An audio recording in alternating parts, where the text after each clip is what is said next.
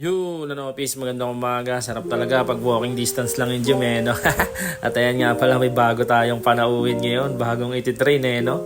Naging instant coach tuloy ako dahil sa mga to So ayan si Utol. Matagal na rin naman yung balak na mag-gym. Gawa ng nagsabi na rin sa akin dati yan na sasabay nga daw siya mag-gym sa akin dito. Lalo na't ganyan na lumapit na sa amin. Lumapit na sa amin yung gym, so mas accessible. Kaya sabi ko sa kanya noon, tapusin ko lang yung pagko-coach sa akin noong December. So at least matututo ako, ma-implement ko sa kanila, matuturuan ko din sila yung mga knowledge na natutunan ko, ma-apply natin sa kanila kung sino man isasabay sa akin mag-gym. So, ayan, pinag-warm up ko si Kuya, pinag-bicycle ko muna, tapos yung kanina yung bench press na nasa sahig, gawa na ginagamit kasi kanina yung upuan So, pwede kang mag-alternative na mga mag-iisip ka lang talaga. Napanood ko rin naman sa iba yon yung ganun na way. So, kapag ginagamit yung upuan, pwede kang mag dumbbell bench press sa sahig. So ayan, mga basic lang muna, ipapaikot natin lahat kay Utol ng equipment. So hindi naman ganun kalakihan yung gym dito, pero yun nga, ipapaikot natin sa kanya lahat ng equipment para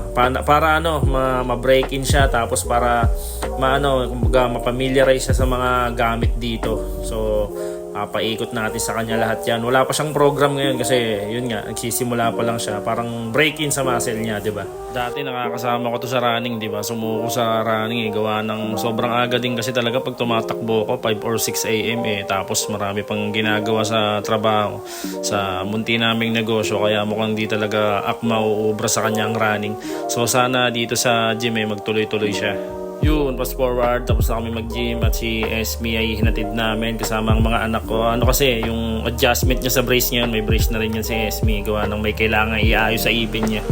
Yun, rumekta na rin tayo dito sa tindahan. Binilang ko sila ng almusal, ng paborito nilang pandesal. Yun, nakadali na naman ng multisyllabic rhyme. So, ayan, may asikasuhin muna tayo dito. Yun, dito na tayo sa bahay, magtatanghalian na. Bumili na lang ako ng ulam, gawa ng wala na akong oras magluto. Ayan, mga bossing ko. So ito yung yung tanghalian ko. So repolyo na may ground beef yan, tapos itlog.